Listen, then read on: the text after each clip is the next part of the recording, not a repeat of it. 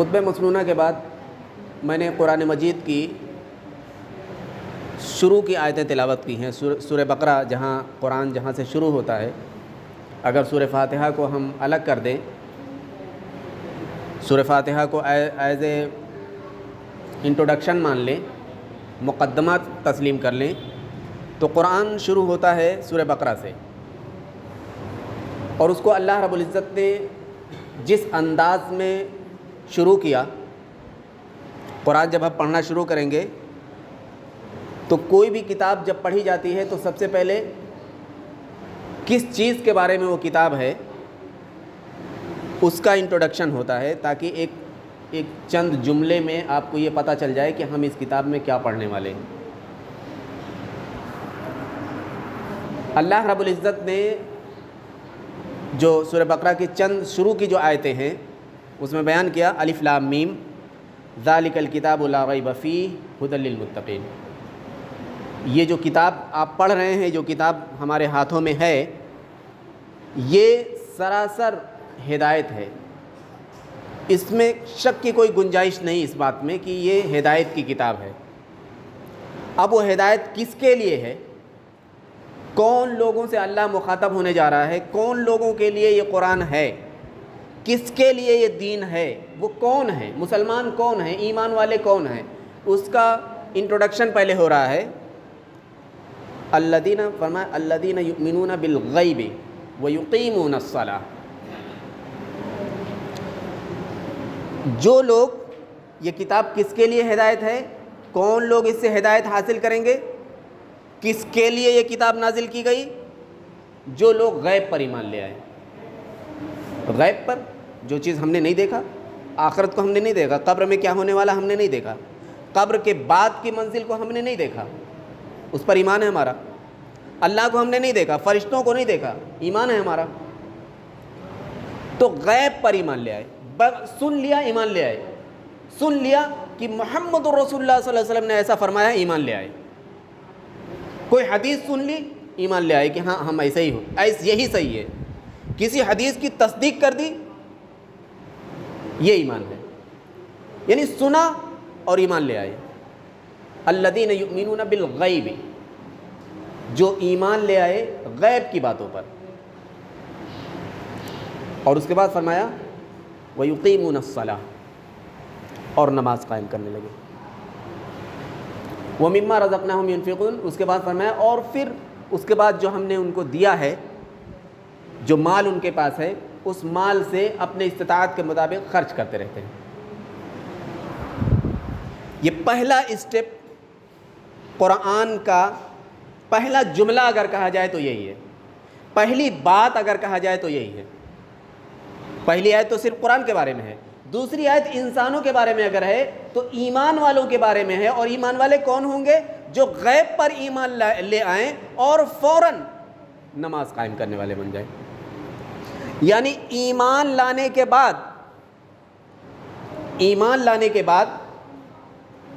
نماز قائم کرنا ایسے ہے جیسے کہ دونوں ایک دوسرے کے پورک ہوں، ایک دوسرے کو سمرتھن کرنے والے ہوں، ایک دوسرے کے بغیر کام ہی نہیں چلنے والا، ایک سکے کے دو پہلو جیسے ہوں. اسی لیے یہ فرمایا الذین یؤمنون بالغیب ویقیمون الصلاۃ، جو غیب پر ایمان لائے اور نماز پڑھنے لگے. وہی لوگ ایمان لانے والوں کی پہلی خصوصیت اللہ رب العزت نے بیان کیا. یہ پہلی آیت قرآن کی، یہ پہلی نہیں دوسری آیت یا تیسری آیت سورہ بقرہ کی پہلا حکم اگر کہہ لیں، یہی اس بات کی دلیل ہے کہ آدمی اگر نماز نہ پڑھتا ہو تو وہ ایمان والا ہے کہ نہیں ہے، اس کی کوئی گارنٹی نہیں ہے. اس کے ایمان کا کوئی فائدہ نہیں. اس کا مطلب اس کے ایمان لانے سے فائدہ نہیں ملے گا اس کو. ایمان لے آئے اچھی بات ہے، لیکن ایمان کے ساتھ اگر واقعی غیب پر ایمان ہے تو نماز لا محالہ آدمی پڑھے گا. جیسے ہم کو یقین ہے نا کہ ابھی فصل جو بوئی جا رہی ہے، کتنے اس میں کیچڑ میں لت پت ہو کر کے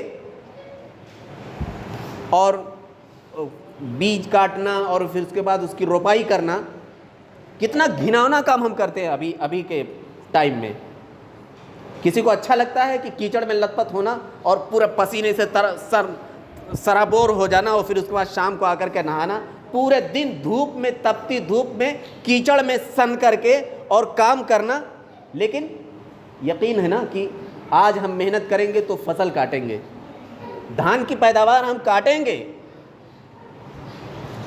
بھلا بتائیں آپ, اگر غیب پر ایمان ہمارا ہو جائے کہ مرنے کے بعد اللہ کے سامنے حساب و کتاب دینا ہے, مرنے کے بعد اللہ رب العزت پوچھے گا میرے بندے کیا لایا ہے میرے لیے, کیا لایا ہے میرے لیے, اگر اس کا یقین ہمیں مکمل طور سے ہو جائے تو پھر نماز نہ پڑھیں ہم. اگر نماز نہیں پڑھتے تو اس کا مطلب ہمیں آخرت پر یقین مکمل طور سے نہیں ہوا. جیسے مثال کے طور پہ جس آدمی کو یہ یقین ہی نہ ہو کہ فصل ہوگی کہ نہیں ہوگی, جیسے اس کے دماغ میں آ گیا بھائی سوکھا پڑے گا, مان لیجیے کسی پانڈا نے کسی سوکھا نے بتا دیا آج سوکھا پڑے گا, اس کو یقین ہو گیا, تو وہ اگر بیج بوئے گا بھی تو بڑی لاپرواہی سے, کھیتی کرے گا بھی تو بڑی لاپرواہی سے, کیونکہ اس کو یقین ہو گیا کہ پیدا نہیں ہونا ہے. تو ہم کاہے کے لیے ہم پریشان ہوں.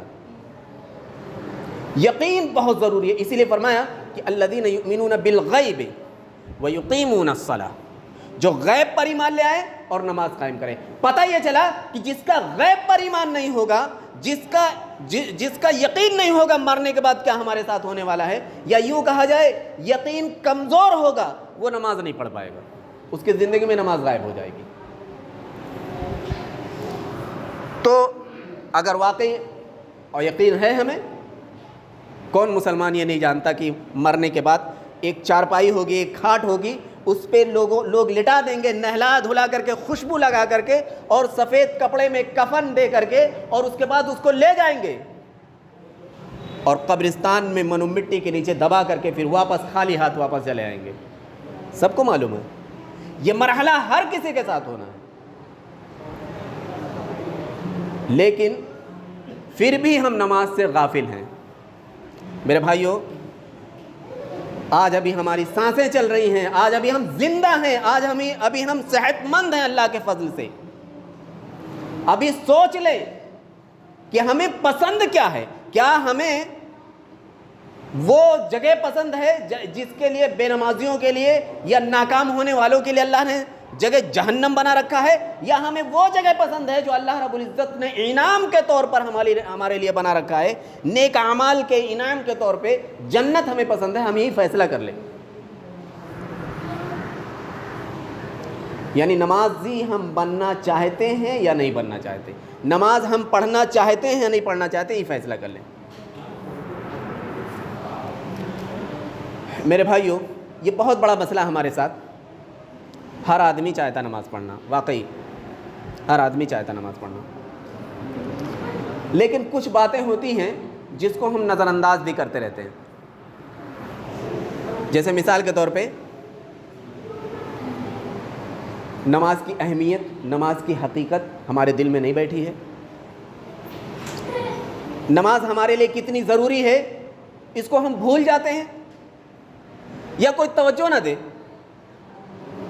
تو آج میں کوشش کروں گا کہ نماز کی اہمیت کتنی زیادہ ہے ہم اس کو سمجھ لیں, اور اس کے بعد وقت رہا تو ٹھیک ہے, نہیں تو پھر آئندہ انشاءاللہ ہماری زندگی سے نماز اچانک سے غائب کیسے ہو جاتا ہے اس پر غور و فکر کریں گے انشاءاللہ.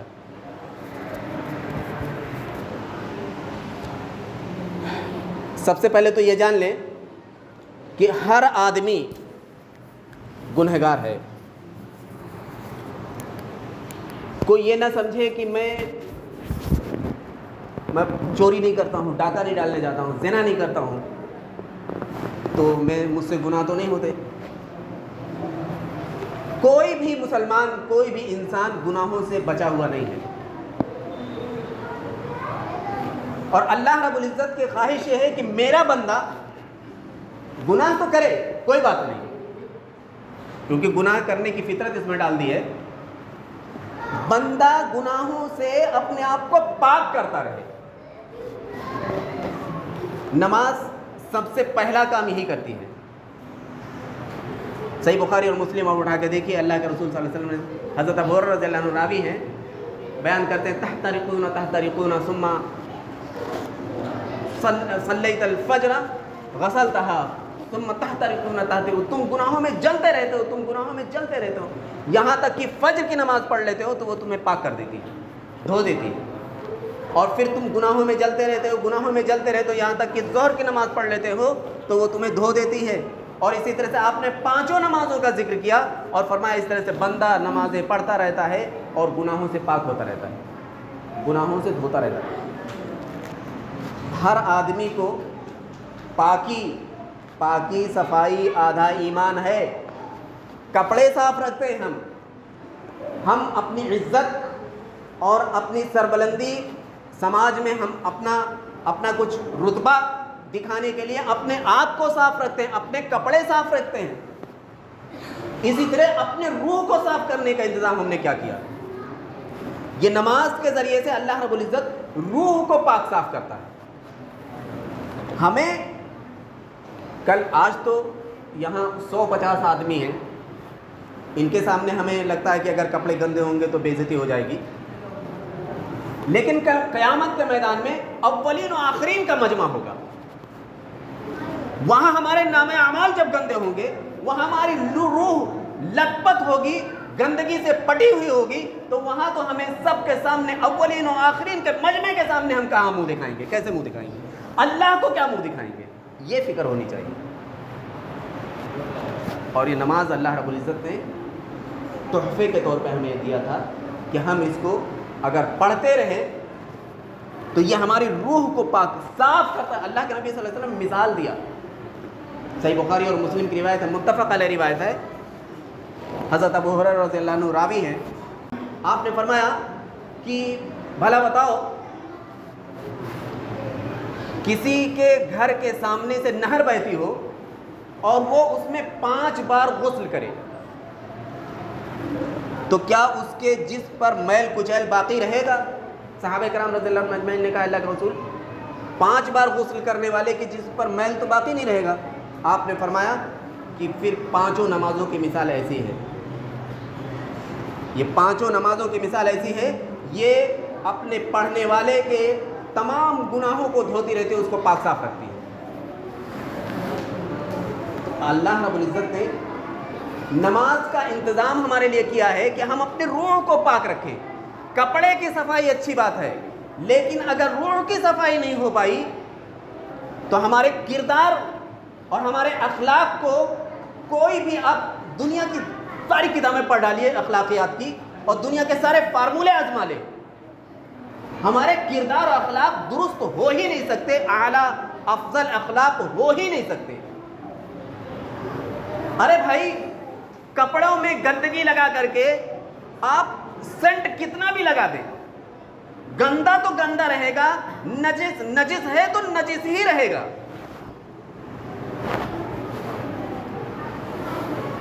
روح کی صفائی، اگر روح، اب یہ تھوڑا سا الگ ٹاپک ہو جائے گا کہ میاں اخلاق کا اور نماز کا کیا تعلق ہے، آپ بول تو گئے،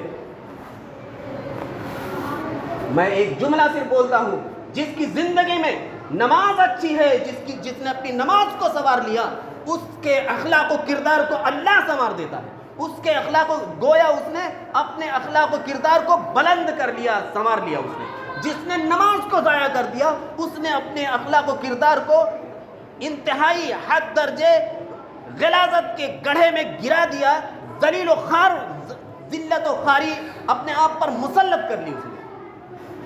کوئی سوال نہیں کہ وہ آدمی اخلاق مند ہو جائے، کوئی سوال نہیں وہ آدمی مخلص ہو جائے، اخلاص والا ہو جائے، کوئی سوال نہیں پیدا ہوتا۔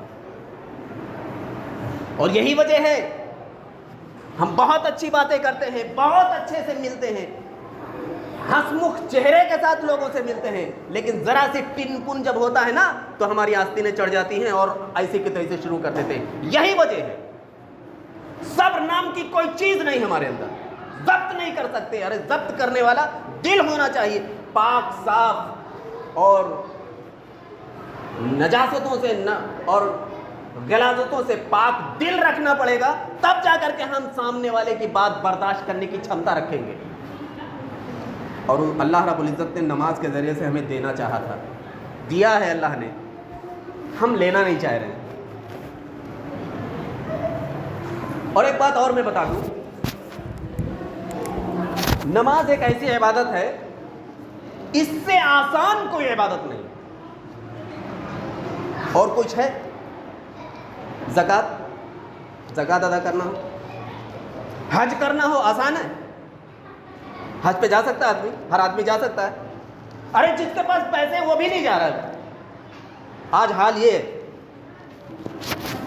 آدمی دنیا دیکھتا ہے کہ ارے ابھی بیٹے کی شادی نہیں ہوئی ہے، ابھی اس کا گھر نہیں بنا، یہ نہیں بنا، وہ نہیں بنا، حالانکہ ہے، پیسے ہیں۔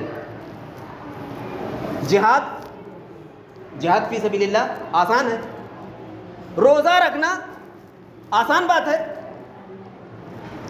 صدقہ و خیرات کرنا، یہاں تو 10 روپے نکلنا مشکل ہے، اتنا مشکل ہے۔ لیکن نماز میں کیا لگتا ہے بھائی؟ نماز میں کیا لگتا ہے؟ کوئی فیس لگتی ہے نماز میں؟ کوئی چیز، کوئی بوجھ اٹھانا پڑتا ہے؟ کوئی درد ہوتا ہے؟ بھوک پیاس برداشت کرنی پڑتی ہے نماز میں؟ کہیں جانا پڑتا ہے؟ کچھ بیلنس دکھانا پڑتا ہے کہ اتنا بیلنس ہوگا تبھی حج کر پاؤ گے، اتنا بیلنس ہوگا تب نماز پڑھتا ہے؟ کوئی ریسٹرکشن ہے؟ کوئی کنڈیشن اس طرح کا؟ کچھ نہیں، کچھ نہیں۔ آدمی اگر مسجد میں آ سکتا ہے مسجد میں نماز پڑھے، آ سکتا ہے نماز پڑھے، نہیں آ سکتا ہے کوئی عذر ہے، شرعی عذر ہے، گھر پہ پڑھ لے، جہاں ہے وہاں پڑھ لے، جس حال میں اس حال میں پڑھ لے۔ اگر کھڑے ہو کر کے پڑھ سکتا ہے کھڑے ہو کر کے پڑھے، نہیں کھڑا ہو سکتا بیٹھ کر کے پڑھے، نہیں بیٹھ سکتا لیٹ کر کے پڑھے۔ کیا چاہیے؟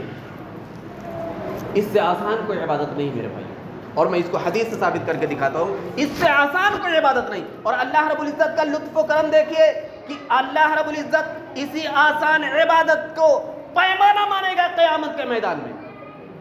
میرے بندے نماز دکھا دے، اگر تو نے نماز پڑھی، نماز صحیح ہے تو جا، تیرا سارے اعمال صحیح ہے۔ اگر نماز فاسد ہو گئی تو تیری خیر نہیں۔ یہ اللہ رب العزت کی رحمت ہے، محبت ہے اللہ رب العزت کی۔ پہلے آئیے دیکھیں نماز آسان کیسے ہے۔ اللہ کے رسول صلی اللہ علیہ وسلم کو جب نماز دینا ہوا اللہ رب العزت کو، تو 7ویں آسمان پہ بلایا، معراج کرایا، اور وہاں نماز فرض ہوئی 7ویں آسمان پہ۔ اللہ کے رسول صلی اللہ علیہ وسلم کو جب معراج کرائی گئی، صحیح بخاری اور مسلم کی روایت آپ اٹھا کے دیکھیں، آپ فرماتے ہیں مجھ پر اللہ رب العزت نے وحی کیا اور میرے اوپر 50 وقت کی نماز فرض کر دی اللہ نے۔ میں وہ نماز لے کر کے واپس ہوا، 50 وقت کی نماز اللہ نے فرض کر دیا اور آپ لے کے واپس بھی ہو گئے۔ اللہ نے کوئی ذاتی کر دیا تھا انسان پہ؟ جبکہ وہ تو خود فرماتا ہے لا یکلف اللہ نفسا الا وسعها، اللہ کسی نفس پر اس کی وسعت سے زیادہ بوجھ نہیں ڈالتا۔ جس کے اندر جتنی سہن شکتی ہوتی ہے، طاقت ہوتی ہے، اس کو اللہ اتنا ہی بوجھ ڈالتا، اتنا ہی غم دیتا ہے، اتنا ہی آزماتا ہے، اتنا ہی آزمائش ڈالتا ہے۔ انسان کو 50 وقت کے نماز پڑھنے کی طاقت تھی تب 50 وقت کی نماز اللہ نے فرض کیا۔ یہ حدیث بتاتی ہے، آپ پورا حدیث کا اگر آپ مطالعہ کریں تو یہ حدیث بتاتی ہے کہ انسان کے اندر 5 نہیں 50 وقت نماز پڑھنے کی طاقت اللہ نے رکھی ہے۔ اللہ کے رسول صلی اللہ علیہ وسلم 50 وقت کی نماز لے کر کے نکلے، وہاں سے چلے۔ جب موسیٰ علیہ السلام کے پاس سے آپ کا گزر ہوا، موسیٰ علیہ السلام نے پوچھا کیا ہوا، کیا دیا اللہ نے آپ کو؟ آپ نے کہا 50 وقت کی نماز فرض کر دی ہے۔ کہا فوراً واپس جائیے، آپ کی امت یہ بوجھ نہیں اٹھا سکے گی، نہیں پڑھ پائے گی، میں بنو اسرائیل کو آزما چکا ہوں، اس لیے آپ واپس جائیے۔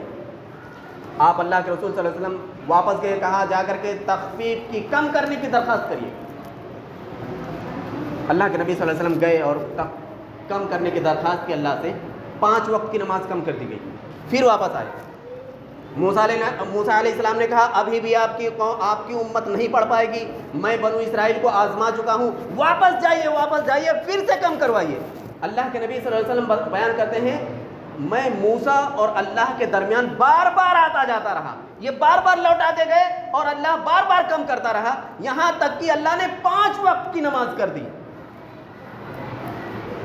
اور اس کے بعد اللہ فرمایا کہ اے محمد صلی اللہ علیہ وسلم یہ 5 وقت کی نماز ہے، آپ کی امت 5 پڑھے گی 50 کا ثواب دیا جائے گا۔ موسیٰ علیہ السلام نے پھر بھی کہا کہ آپ پھر سے جائیے۔ اللہ کے رسول صلی اللہ علیہ وسلم نے کہا اب نہیں جاؤں گا بھائی، مجھے شرم آتی ہے بار بار جانا، اب 5 ہو گیا بس۔ مجھے آپ سے عرض یہ کرنا ہے کہ کسی آدمی کے اندر 50 کلو وزن اٹھانے کی طاقت اگر ہو، 50 کلو طاقت 50 کلو وزن اٹھانے کا ہے، اور اس سے صرف 5 کلو دیا جائے کہ یہ تمہیں لے کر کے چلنا ہے، تو کیا اس کو بھاری لگے گا؟ اٹھا سکتا ہے 50 کلو لے کر کے چل سکتا ہے آسانی سے، لیکن دیا گیا صرف 5 کلو کا وزن۔ یہی مثال نماز، یہ نماز کو سمجھا، یہ نماز کتنی آسان ہے یہ سمجھانے کے لیے میں مثال دے رہا ہوں میرے بھائیوں۔ نماز ہمارے اندر اللہ نے 50 وقت پڑھنے کی، اٹھانے کی طاقت رکھ کر کے 5 اٹھوا رہا ہے۔ 5 صرف مطالبہ کرنا میرے بندے 5 پڑھ لے، لیکن تیری طاقت کیا ہے؟ تیری حیثیت کے مطابق تجھے دیا جائے گا، حیثیت کے مطابق 50 کا ثواب دے گا اللہ۔ اور قربان جائیے اس کی رحمت پر، قربان جائیے اس کی محبت پر جو اس نے اپنے بندوں پہ کیا۔ اسی آسان عبادت کو وہ قیامت کے میدان میں پیمانہ مان لے گا۔ یہاں تو دنیا کے امتحان میں جو سب سے کٹھن سوال ہوتا ہے اس کا سب سے زیادہ نمبر دیا جاتا ہے، وہی کمپلسری کوشچن بنا دیا جاتا ہے کہ جو سب سے اہم ہوگا اس کو تو حل کرنا ضروری ہے۔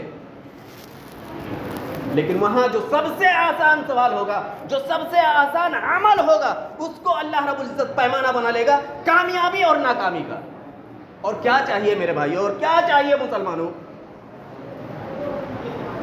اگر اللہ رب العزت کی اس رحمت پر اگر تمہارے ایمان میں جوش نہیں آتا، اگر اللہ رب العزت کی شفقت پر، اللہ رب العزت کے کرم فرمائی پر اگر تمہارے دل نہیں پسیجتے، تو پھر آخر تمہارے دل کس چیز کے بن گئے ہیں؟ کیا ہو گیا ہے تمہیں؟ اپنے آپ کو ٹٹولو میرے بھائی۔ اب اگر کوئی مسلمان وہاں بے نمازی ہو کر کے چلا جائے گا تو آپ خود فیصلہ کرو اللہ اس کے ساتھ کیا فیصلہ کرے گا، اللہ اس کے ساتھ کیا اپنائے گا، کیا اپنائے گا، وہ بھی دیکھ لے۔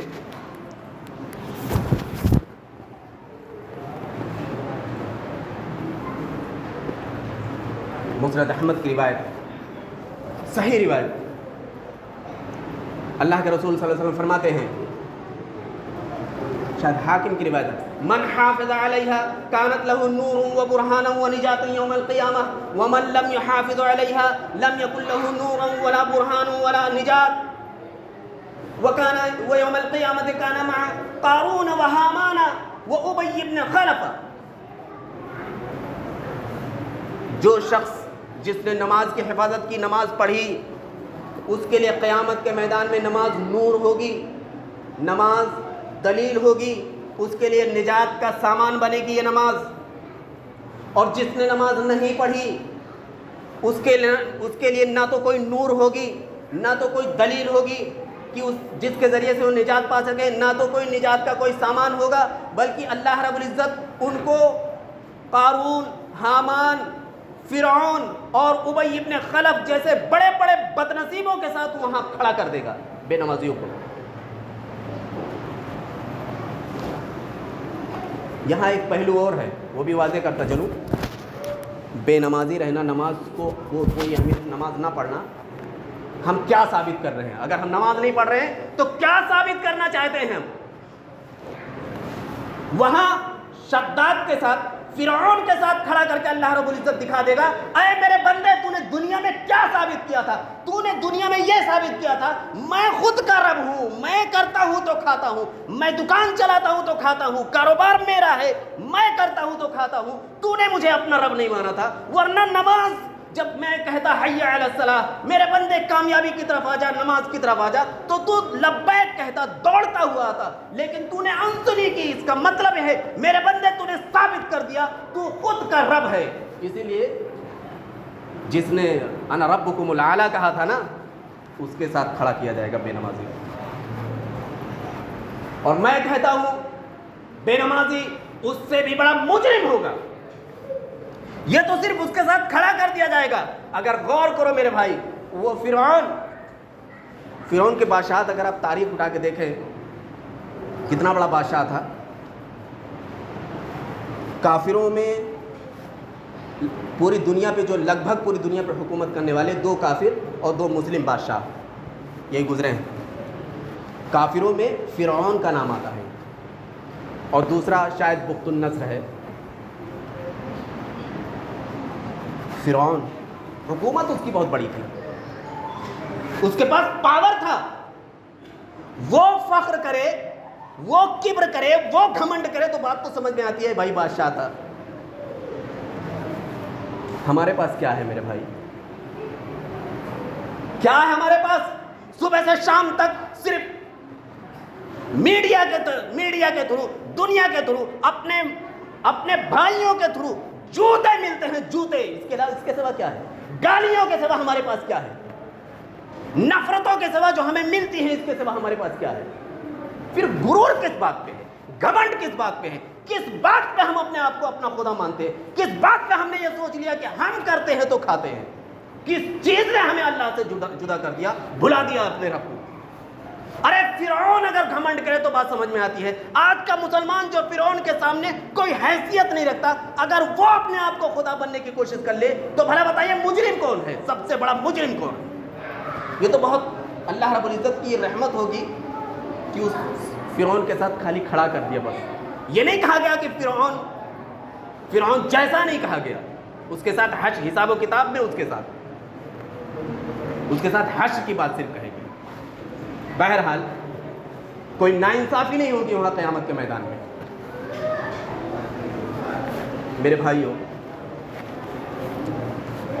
سب سے آسان عبادت نماز, اور جس کے اوپر ہمیں آخرت میں کامیابی اور ناکامیابی جس کے اوپر پورا منحصر ہے, دار و مدار جس کے اوپر ہے. میں آپ سے سوال کرتا ہوں, کیوں نہیں پڑھتے؟ کیا وجہ ہے؟ کیا دنیا ہمیں نہیں تھوک رہی ہے؟ دنیا تھوک رہی ہے. اور سب سے میں یہی بات کہہ کر کے ختم کر دے رہا ہوں, وقت نہیں رہا. آج مسلمانوں کو ذلیل کرنے کا جو ہمت بڑھی, جہاں سے ہمت بڑھی, وہ مسجدیں خالی ہونے کی وجہ سے ہمت بڑھی. جانتے کیوں یہ بات میں کیوں کہہ رہا ہوں؟ دلیل دیکھیے, صحیح بخاری کتاب الاذان اٹھا کے اب دیکھیے. اللہ کے رسول صلی اللہ علیہ وسلم فرمایا, اذا نودی للصلاۃ ادبر الشیطان وهو له ذرات. جب نماز کے لیے اذان دی جاتی ہے نا تو شیطان پادتا ہوا بھاگتا ہے وہ, اور اس کی ہوا خارج ہو جاتی ہے. وہ شیطان چاہے انسانوں میں سے ہو چاہے جنوں میں سے ہو, آج بھی اذان سے ان کی ہوا خارج ہوتی ہے, ان کی ہوا اکڑی ہوئی ہے.